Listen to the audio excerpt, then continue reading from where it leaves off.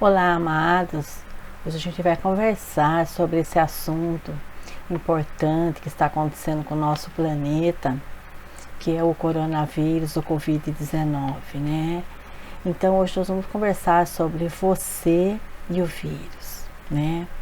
Então, ontem naquela programação de inteligência e fé da Igreja Universal, eles convidaram um médico, aquele médico Anthony Wong, que é o toxicologista e pediatra, chefe do Centro de Assistência de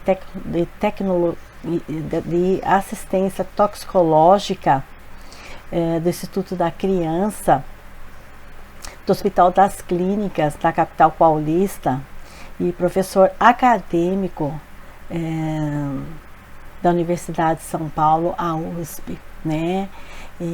Então, que fez esclarecimentos sobre o coronavírus, o Covid-19, né?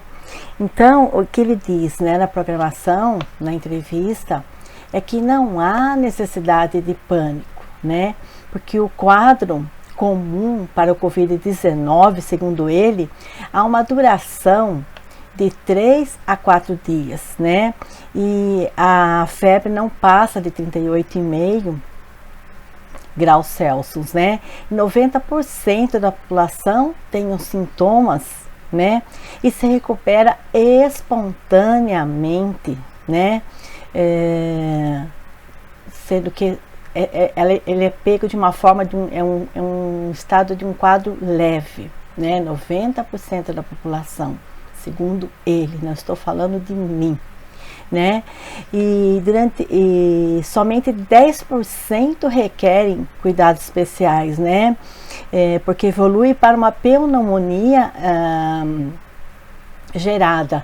Então, esses quadros, né, que ele cita 10%, entra a questão então psicológica aqui, né? Que são pessoas já que têm um histórico problemático no pulmão, né? Ou é um fumante inveterado, bebe muito, usa drogas, né? Ou viveu por muito tempo, vive muito tempo perto de um fumante, né? Então ele acaba respirando aquele tabaco de uma forma indireta. Então são pessoas que, se forem fazer o exame antes, durante ou depois, já apresentam um quadro problemático no pulmão, né? E tem a questão psicológica também, da pessoa ficar querendo morrer a todo momento, a cada vez que acontece uma situação nova na vida dela, né? Então a gente acompanha casos de pessoas assim que o marido morreu, ela tá lá no enterro falando, eu quero ir embora junto, né? Então são pessoas que vão condenando o próprio pulmão, porque o pulmão, eu já disse em outros vídeos que o pulmão, quase todos os nossos órgãos, né, aliás, quase todos mesmo nossos órgãos são dois, né? Sempre eles estão dizendo alguma coisa para nós e nós estamos dizendo alguma coisa para a nossa célula e para a nossa vida e para o universo, o que nós queremos no nosso caminho. Então, o pulmão é o nosso relacionamento com a vida, com o universo, com Deus, com quem você queira chamar. Então, você fica a todo momento na dúvida se eu quero viver ou se eu quero morrer. É claro que eu vou condenando o meu pulmão. Então, qualquer mudança de tempo, qualquer gripe, qualquer vírus que eu pegue, o meu corpo vai sentir de uma forma diferente daquele que agradece a vida dele, né? Que as pessoas têm mania de achar que a vida dela é mais difícil do que a do outro, né? Tem mania às vezes de achar que até um rico não tem problema, né?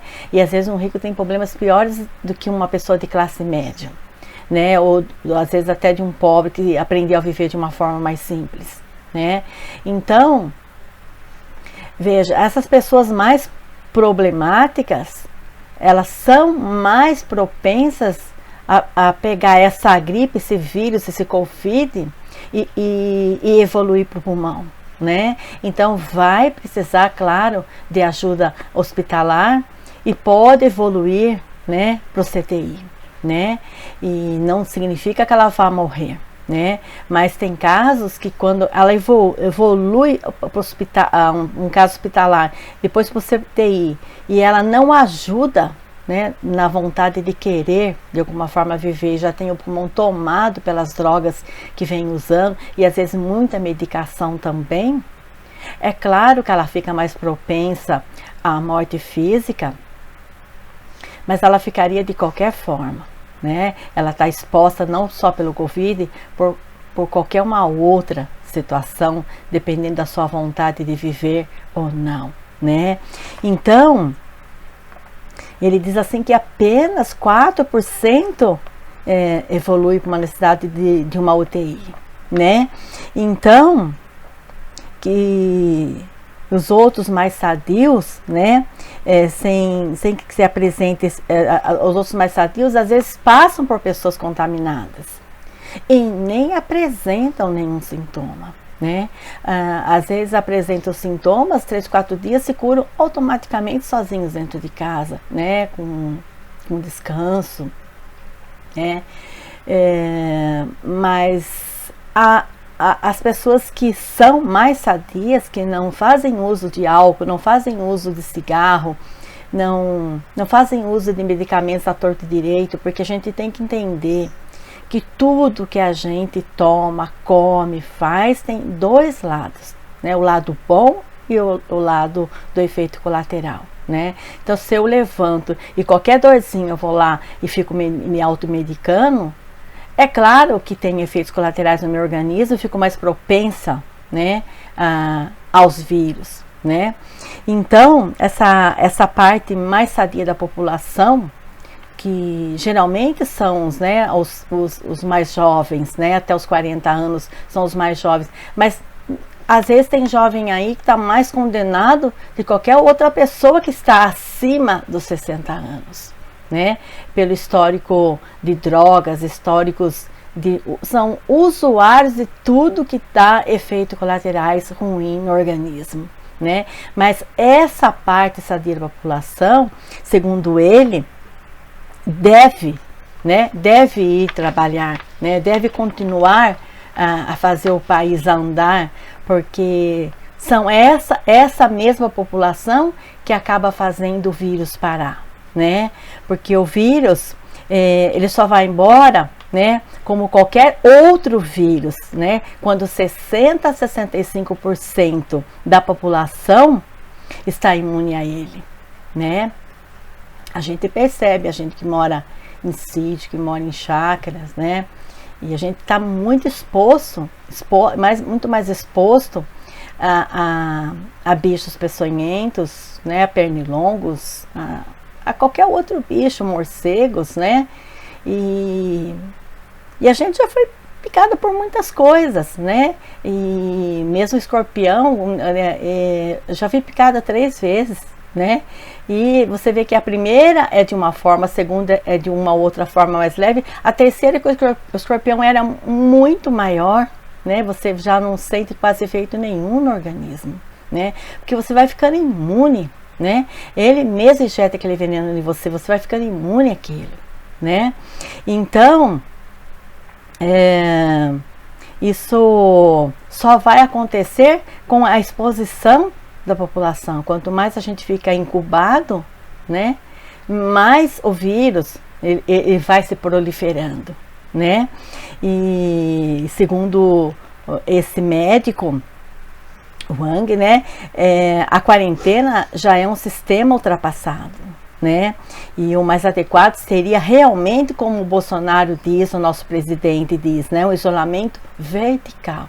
Os mais sadios voltam a trabalhar, né, voltam a lutar pelo país, enquanto os de risco, então, tem que realmente se incubar. Né?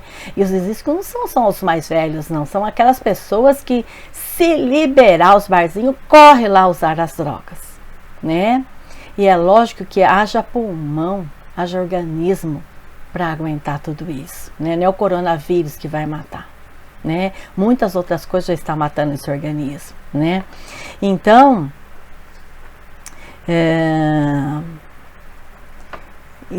a gente tem que estar focado na população de risco. A população de risco deve continuar o isolamento, mas as pessoas sadias têm que ir voltando ao trabalho, né? Porque poupar vidas como? Assim, pelo menos ao meu redor eu vejo muitas pessoas já enlouquecendo, né? Não tem mais dinheiro para comprar o alimento, né? Não tem mais dinheiro para pagar força, água, luz, o básico. E já se cogita em suicídio. Muitas pessoas ao seu lado dizendo que pensam em suicídio e não sabem como sair dessa situação, né? Então aqueles que são aposentados, ou aqueles que acabaram agora de se aposentar, pensa um pouco naqueles trabalhadores que são diaristas, né? Se eles não saem trabalhar, eles não têm como sustentar a família. Vamos pensar um pouco mais nos necessitados, né? E não vamos generalizar uma situação, né, que o próprio médico, né, professor da USP está dizendo, né? Aquela população sadia precisa voltar no isolamento vertical, né? Ele precisa ir à luta para que o país não se derrube, né? Que se derrubar, quem mais sofre é a população carente. Não são os aposentados, são a população carente que não tem aposentadoria, né? E o próprio médico disse que esse critério foi executado pela Coreia do Sul, né? Então, cuidado com o sensacionalismo, né? Cuidado com o oportunismo político e mediativo, né? Porque a mídia vai derrubando o que se propõe de bom para salvar as pessoas, para salvar o país, vai derrubando. E essas pessoas que estão derrubando, que nem aqui na minha cidade americana, se tentou fazer várias passeatas para abrir o comércio, e quando alguns começaram a abrir, a Rede Globo veio em peso derrubar tudo, né? Derrubar tudo, porque são pessoas ali, né, que se sustentavam, né, com situações ilícitas, né? Então querem derrubar o governo de todas as formas, né? Vai ver como aquele Bonner, quanto ele ganha. Eu nem vou falar para você não assustar. A companheira fica do lado dele, quanto ela ganha. Vocês estão preocupados realmente com você aí, né? Que é autônomo e já começa a sentir a fome bater na sua casa, né? Oportunismo político, eu chamo de poker político, né? Um querendo massacrar, né? Aqueles que estão lá em cima querendo engolir os que estão embaixo, né? Um verdadeiro jogo de poker. Acorde, né? Você aí que é aposentado, que mama nas tetas do governo, pense um pouco no seu irmão que não tem aposentadoria e já começa a passar fome, já está em depressão e já cogita suicídio, né? Eu não sou a favor de igreja nenhuma, não sou religiosa, não tenho marca nenhuma de nenhuma igreja, mas eu dou os parabéns ontem para a Igreja Universal, que deixou esse médico falar, sendo que a Bandeirantes interrompeu ele no momento mais importante da entrevista, que tem medo de perder audiência, medo de represálias, e a Universal não teve, né? Eu dou os parabéns aqui, né, para deixar esse médico sábio falar, porque eu já pensava da mesma forma, penso e tenho certeza que se a gente não se expor, a gente não vai parar esse vírus. Gratidão, amor sempre.